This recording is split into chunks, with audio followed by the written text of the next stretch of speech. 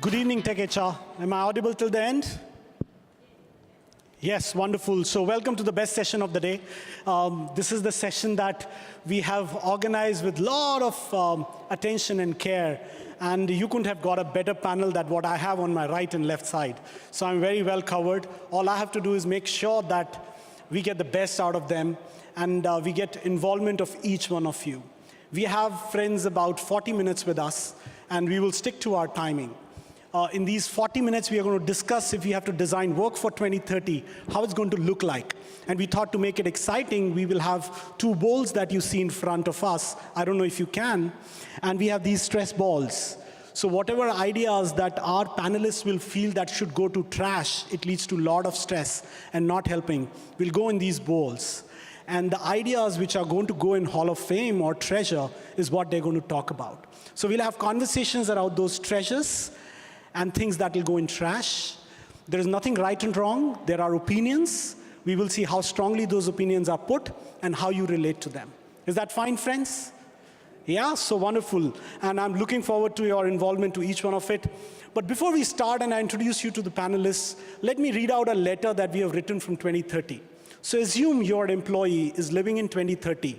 And if she or he has to write a letter to you, what that letter will be? The letter is going to be the life from the future. So it's a summer of 2030, and the workplace is closer to being a digital thing. Virtual attendance is called words. It's not called attendance, things like that. The city's offices are intellified. You don't have just one office. People can log in and start working anywhere. There are variables which are helping. Your CEO doesn't come from the car. He or she comes on that unique thing that you see all around. Is that going to be the future? The company is far flatter. It doesn't have 5, 7, 8 level of hierarchies. It's so much better. Who cares for a company car? The person is saying. Actually, less company cars, less benefits that we think today. And finally, very interesting, where artificial intelligence will change or augment human work. It's not going to be a scary thing. It's going to be which will be augmenting every task that you do. So that's the letter that an employee is writing to us. He's saying, is it rigid to you? Is it scary to you? But it's flexible to me, if you see that. You don't need to read out. We'll send this presentation to each one of you. The employee activities will be all driven by data. You will know what's happening on the employee moods. If the toilets are wet, even HR department will know, because every data is people data. So that's the kind of future that we're talking about. And we thought, if this is the future, who we can get in the audience. On my right side, I have two very distinguished CHROs. On my extreme right, the lady who represents Netflix. Shweta, welcome to the show, as we have her to listen to her views.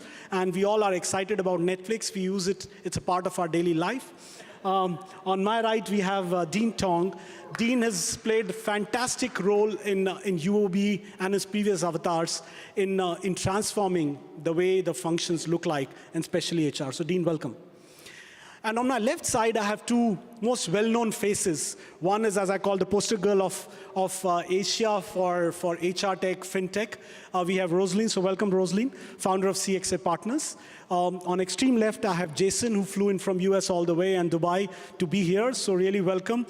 Many times I say, if you have to define anything in HR tech, people start looking up to Jason that, hey, Jason, what's coming next? So each thing that he goes speak, we have a wonderful panel around us, so leverage them the most.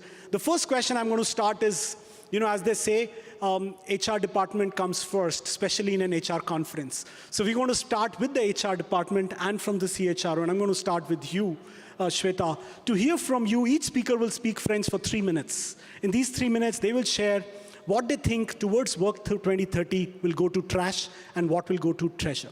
So over to you. No pressure, starting first. Okay, so when Pankaj asked me to prep for this, to 2030, future of work, I was thinking, imagining myself in Bali, working remotely, sort of semi-gig economy. Those are the things that went through my mind. I'm like, that's it, I like that future, I want that future.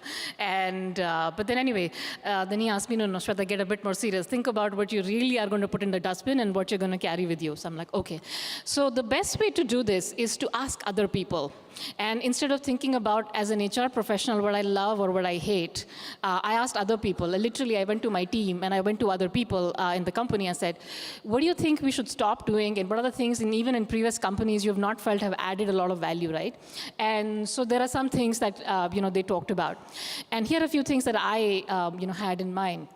One piece was HR teams spend a huge amount of time, managing people's performance and spend an inordinate amount of time putting people in boxes and curves and putting a lot of time and effort doing that. Now, principally, I'm not saying that's bad or in any way sort of completely redundant, but I hate the idea of forced distributions. What it does is it creates short-term behavior in companies, which really does not lead to long-term thinking. So that's one thing I'm putting in trash. Am I supposed to be dramatic here? Like, okay, all right. Thank you, Dean. Thank you very much. The other piece is, how many balls? I have 3 minutes. I have to rush through it. I have a lot of things to talk about.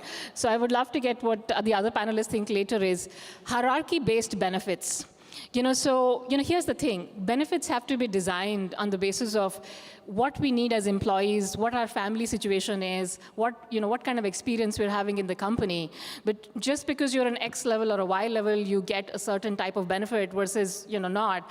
It just doesn't make any sense. And I think that definitely needs to go in the dustbin. Some claps there. Okay, great, fantastic. The other piece is, we've talked a lot about inclusion. Creating a space where people can come and express ideas and great work happens. Every single one of us in the HR team, or for that matter, anybody who's serious about diversity and inclusion has been talking about it. But here's how many companies actually measure success in diversity and inclusion. It's by representation or numbers. We have X% of women in our workforce. We have Y% of representation from this community. Honestly, presence of somebody on your workforce does not guarantee success.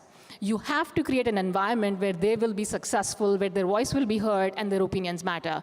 So what goes in the dustbin is, if you try to measure your success in the aspect of diversity and inclusion by numbers. So that goes into the dustbin. Okay. I have many other things that I want to talk about. I wrote them down, so catch me later. But let me get to this positive side of life. Sure. Okay. Yeah? So one or two things that I really feel I thought, okay, what's really driving our business? What really drives leadership? And so far, if you think about it, we've been talking about, oh, this person is super smart. We've talked about logical thinking. From logical thinking, we became evolved human beings and said, oh, this person has great EQ, so this is awesome. But eventually, I think what we have to start leaning in and leaning in front is spiritual intelligence. Is that people who are self-aware, self-actualized, understand that there is a broader way to think about life, purpose, company. Because ultimately, what I have realized is these are the kind of leaders and people who make the right decisions for the company. Beautiful.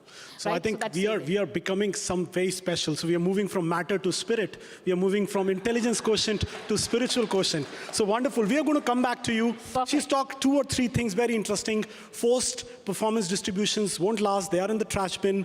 The so-called hierarchy-based benefits are not going to last. That's how you create differentiation, classes. That's against the principles of diversity. I'm going to come back to you. Thank you so much. You managed in 3 minutes. Would love to hear from you. That was very polite. Actually, I hadn't finished, but I'll come back to you. I'll come back to you. I'll come back to you. I'm answerable to all of you. We are performers, right? So as a panel, we all agreed that we'll be radically candid with each other. Absolutely. I'm just kidding. Thank you, Pankaj. We will play Tom and Jerry. Over to you. Loving it. Thank you very much. I'll take a slightly different perspective. My background is that I was actually a consultant for 20 years before I switched over to banking. And in August last year, I actually took over the role of CHRO at UOB, so one of the largest bank in the region. So I was brought in to do a transformation. So we had to look at the future and to see what are the things that we would like to keep and what are the things that we will have to discard. So this is real life, and this is not something that we actually make up. And one of the things that I need to do is to pick up a ball that was trashed previously. I love this, yes. That's and great. Let's talk. My perspective is that for many organizations, we haven't even put in the right foundation before we can actually take off Very well anything. said. And the foundations that I'm actually talking about here are things like performance management system. In any organization that you worked in, what you're looking for is that there is a God who can tell right from wrong. And when you put in the effort, you are being recognized for it. And when you do something naughty, someone is actually recognizing. No more, no less. But that is an ideal system that doesn't exist. But we can try to come close to that. That doesn't mean a false curve, but what that means is that we need to have a great perspective from around 360, if you like, to be able to make the right call on people. Not only about how, not only about what they achieve, but how they achieve it, and therefore the values to come in. So one of the things that I believe will still remain relevant into the future are some of the foundations that we talked about. And performance management system is one of those. Wonderful. The other assertion that I'd like to make is that our people platform is only as strong as its weakest link.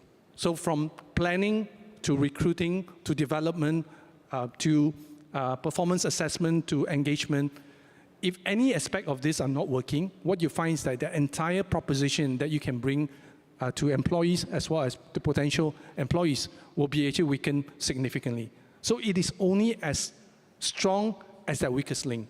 Therefore, again, for me, those foundations will need to be there. How we do it, is the shape and form, how do you use technology, that can take a different shape. Sure. Now, so wonderful points before you move forward. But friends, let me clarify. When Shweta talked about forced distributions, she didn't say that she doesn't believe in performance management. Now, interesting point is, how many of you have read this book called Measure What Matters by John Doerr? So if you have not and you are interested on the subject of performance, I strongly recommend that book. Measure What Matters by John Doerr, the book which is around OKRs, Objective and Key Results. So the world is moving newer kind of performance. So in an environment which is like bank, do you think it is, and I agree with you, it's not easy to just trash things. How will you make these transitions, these changes? Can you really dump these annual performance systems? No, actually, we can do it differently. In fact, we have actually too many measurements today. Everywhere, I think most organizations, if you need to add something, a new responsibility, you add another KPIs so that it gets measured. But over time, and as a consultant in my previous life, you realize that anything below a 5% doesn't do anything in the organization. It doesn't move the needle. So less is actually more in this particular case. And the way you actually look at it from an all-round perspective, not only relying on just one data point from your immediate boss, will be actually very important. How you capture this information, this is where technology can actually come in to support that. Yes. Okay, let me quickly go to the things that you might want to trash in the future. Yeah, maybe one thing you can pick up and then I'll come back to you. So one of the things that we actually look at from a talent management perspective, in the past we actually look at our talent as the people within our own organization. Sure. And we try our best to actually keep them, and we measure metrics of how close we actually are meeting them. One of the recent projects that we did was to look at the success of a management associate program. You take in very young graduate, you pay them above market rates, you put them through very elaborate development program, and at the end of the day, how many people actually stay with you after 10, 15 years? And I can bet you today, in any organization, including Netflix, most of the newer generations, they are actually collecting experiences. In fact, we should actually encourage them to enrich themselves with some of those experiences as well. Interesting. Very interesting point. But so he talked about the basics, or get your best of basics right? Do you know that only 30 to 35% of the field in your traditional ERPs are filled? And you know why 70% are left blank? Because they are not mandatory. That's a real thing. So you're absolutely right that the fundamentals are not right. But before I move to this side of the table, I would love to hear from you when you talk about this whole thing, which is one thing you will find it hardest to trash. You talked about 3 things, but which is one thing which you think there'll be resentment, it'll not be easy culturally or for any other reasons. What is that one thing going to be? Actually, none. None? None, because... So is it Netflix talking or is it Shweta talking? It's Shweta. This is Shweta. All right. It's on me in the panel. And I've worked in multiple companies, and I believe, and I humbly want to say this one thing. I really want to humbly say this. Sometimes when you worked in new age companies, you can come across as, the arrogant child on the field who is trying to sort of look at the shiny things. And that is something that I want to stay absolutely away from. Because here's the deal. There are shipping companies who are working, there are banks who are working, and they've been operating for years and years together. And we have to deeply respect all the knowledge that they have built. But what I'm realizing is that you have to fundamentally challenge to actually really ask the 7 whys. Why are we doing this? Ask them 7 times. Yes. You will then go back to then figuring out what really matters. Because HR teams, I'll tell you, not just at Netflix, wherever else you look at it, we have to spend time on the right things. If we don't put people over programs, we're never going to win the battle of talent. People over programs and 7 whys, which is a true principle of appreciative inquiry. So wonderful. Thank you for these inputs. Big hand for the team CHRO. And we are going to come back now here, and Rosalind would love to hear from you first, your views on what you are, when you look at this design of Work 2030, what you're going to trash, what you're going to retain. So based on what Sweta was saying about benefits, how they're one size fit all, and they're really not focused on tailoring for the employees and their families, I actually think in the future, we'll be able to have ecosystems that actually connects all of your vendors that has anything to do with your employees' health or their benefits. And the employees can tailor to themselves. So instead of now spending all your money on insurance, which only benefits your employees if they get sick or injured, in the future, your employees can take that money and redeploy it to what they need for their families. So it could be yoga, mindfulness, diabetes, teledocs, e-pharmacies, and then if they need to, go see a doctor. So the same money you now spend on the sick, you can spend on wellness instead. So it's an ecosystem play that actually not only consolidates all the vendors, but all your data. Right now, there is no data. You don't know what lifestyle impacts or what wellness programs and how they link to your employee health or even cost savings. But in the future, you'll be able to actually get an ROI because each employee, once you consolidate the data for them, they'll be able to see on their mobile phone exactly how their health is now and what they need to do to get better and to use the money they need to go and cashlessly go everywhere. So I don't think it's 2030. I actually think it's 2020 that we'll have this in the future. It's a brilliant point she's making. And Rosalind, what she's necessarily saying that the so-called SaaS wave, software as a service, we all know that wave is catching up. My company also does that. But I think what she's saying is that we are moving not on SaaS, but on PaaS. Probably platform as a system where everything will connect because you don't want multiple systems operating. So that's what she's saying, very futuristic. It's being demanded, but we all know most of the ERPs don't open, don't connect. So why? We pay money, still ERPs are not opening up and connecting is the biggest problem CHROs are facing. So I think it's a brilliant point that you're making, but would love to hear, before I go to Jason, this data is an issue. The data that you collect, people are questioning that, okay, if data goes there, I get benefit, but what about my privacy of data? It's the question every CHRO gets asked from the CIO. Am I right? Your CIO teams, whenever you propose a new application, they say, hey, what about my data privacy? So what's your view on that? So data privacy is so key, right? You have to know that your data is not going to your manager because you really don't want them to know what doctor you've seen or how you feel. So that's a must for every system. So you have to be able to consent to every single little thing. And the data that goes elsewhere has to be anonymized. There can't be anything that identifies it back to you at all. But HR needs aggregated data that is anonymized so they can directionally know what to do. Should I focus on the healthy who are already motivated, or should I focus on the sedentary or those with diseases so that no one gets late-stage cancer before it's too late? Wonderful. So I think it really is data for the public good and for your own good, and that's it. Wonderful. So I think it's an excellent point that, so they're focusing on user. What Rosalind is saying is user at the center, not the buyer. So though we all may be HR departments, but what she's saying is placing employee or the user at the center, not the buyer. So it's a great point. Thank you so much. And we've reserved the best for the last, Jason. Would love to hear your views on what you have to say. So thanks very much. And I just want to pick up on what you just said a second ago, because it's something that I've been talking about a lot lately. And this may be a United States view on things, but when we call something a user, that's not really a good thing. In the United States, a user is someone who uses a lot of drugs or drinks a lot of alcohol. We thought Singapore is cosmopolitan, so we will get that. One of the things that we in HR need to focus on is thinking about our users as people. Yeah, of course, of course. Our users aren't users. Our users are people. And our people have lots of noise coming at them from lots of different ways. When we call them users, that's dehumanizing them in a very, very big way. So one of the things I would love to trash is that term, user. Oh, pick up the ball and give it to me, I'll put it.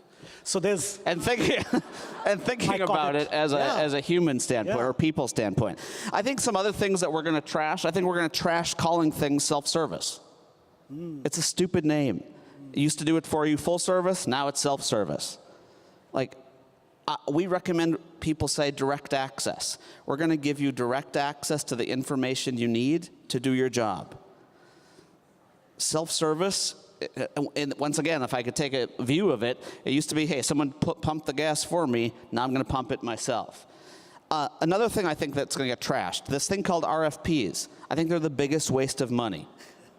People spend thousands and thousands of hours putting together RFPs when they already, in today's world, we can figure out the answer by not just coming to a trade show, but there's this thing called Google. Has anyone heard of it? LinkedIn, we can find people who are using these tools. So I think we're going to trash that. I think we're going to trash silos. Yeah, wonderful point. Excellent. I think we're going to trash silos when it comes to how does the employee look at us as HR. Because the employee doesn't want to know whether they're talking to the recruiting department, the performance department, the learning department, the time department, the 184 disciplines. They just want to get something done. Okay, and when we think about coming up with an experience, we need to trash the silos. And the last thing I think we're going to trash is the HR business partner. Oh my God, I just lost my job. Probably 40% of the people just lost the jobs, right? A lot of us lost the job. If we go by what Jason said. You told me to say something that was yes, going to wonderful. get I them love your point. Uncomfortable. Yes, Jason needs a bodyguard. I agree. So if I could just go on to the next point of that, is that we're going to trash the HR business partner answering tactical, transactional questions. Brilliant point. Brilliant point. I think enough of it, right? Some HR business partners say that what I do, I help counsel the business head, the employees, but no one knows what they do. No, I talked about this in one of my earlier sessions. You know, there's two types of touching in HR. It's funny that people talk about high touch in HR. There's high touch digital and there's high touch human. There's a lot of things that we can do high touch digital. And if we do the right things high touch digital, our HR business partners are going to be able to do the things where we really do need humans. So I think that's really key. Just a few things I think are treasures. Data. I see GDPR as not a regulation, but a responsibility. Sure. We need to take data as a responsibility. I think we need to realize that experience is our most important role as a people function, is how we're going to make people feel. We need to stop thinking about user interface as an experience. And lastly, back to a question or a statement that was just made, we have to think open. We live in a point solution world, period.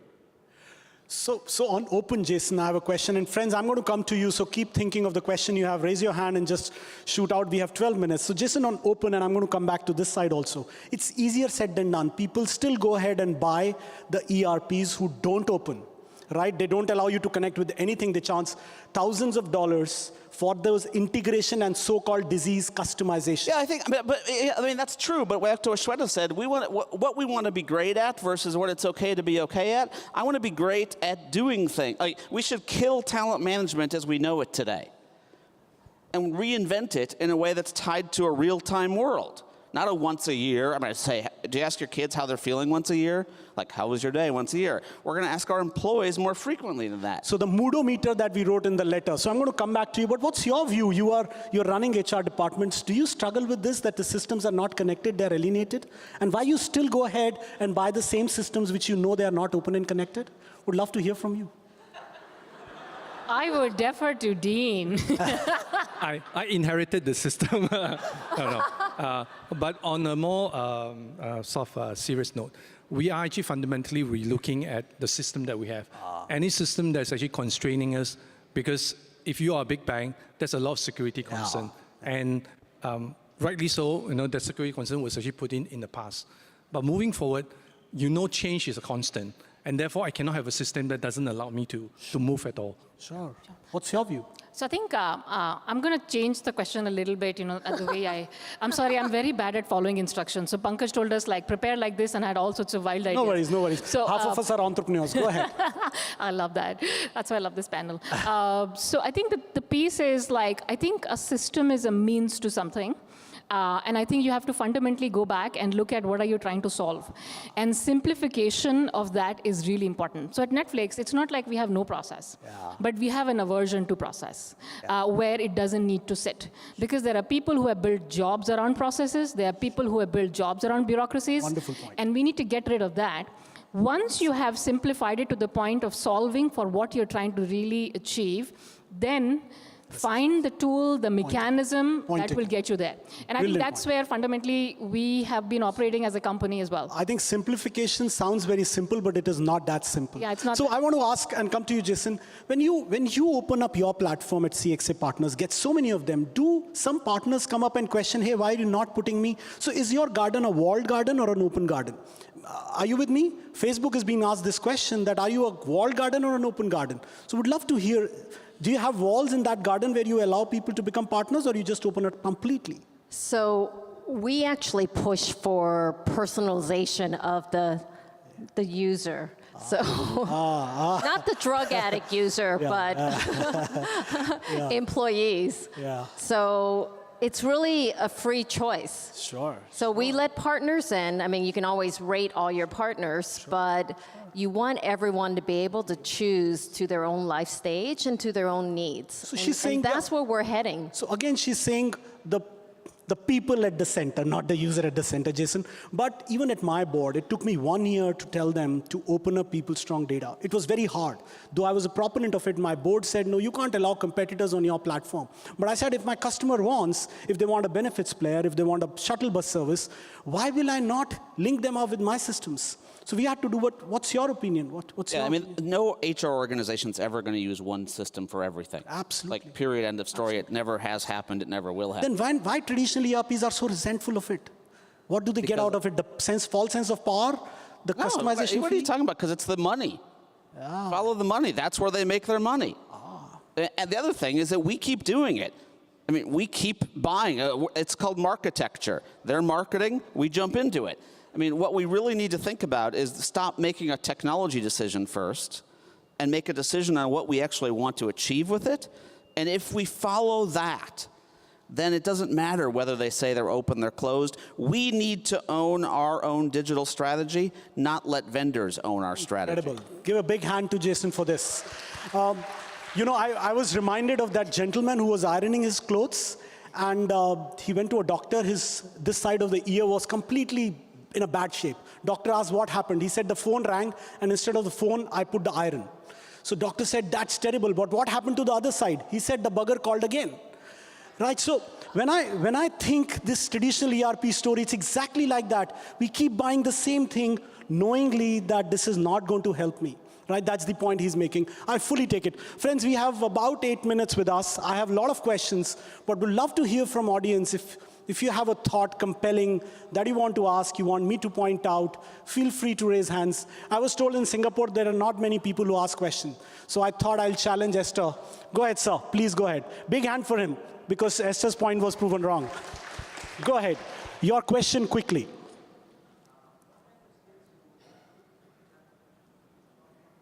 So if I heard him well, he's saying what kind of skills HR professionals need for?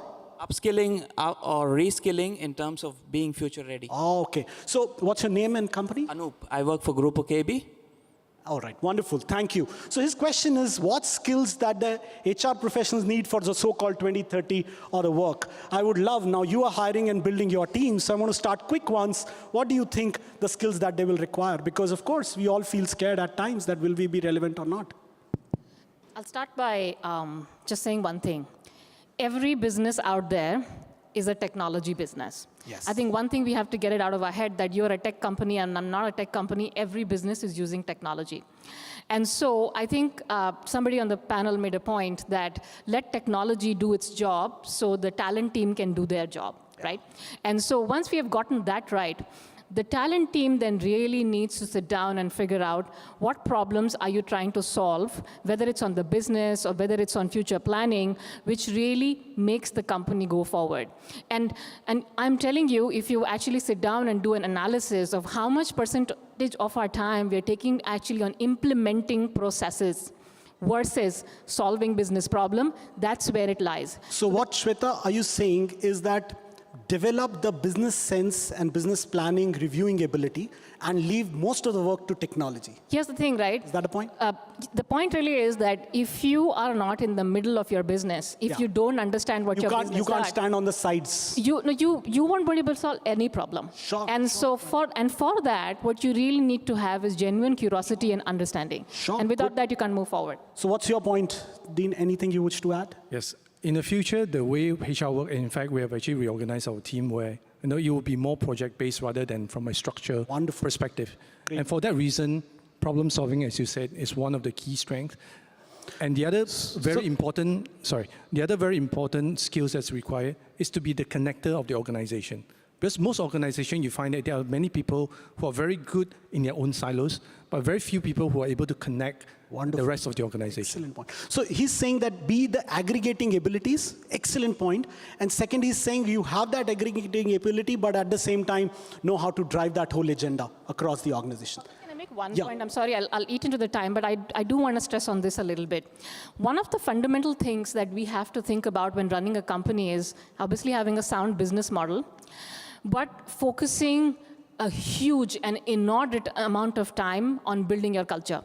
How decisions get made and how people get managed, how the company actually treats its people is exceptionally important. We have several examples of companies out there who have had amazing business models but have fundamentally failed because this didn't get done. And guess who wasn't doing their job? Talent.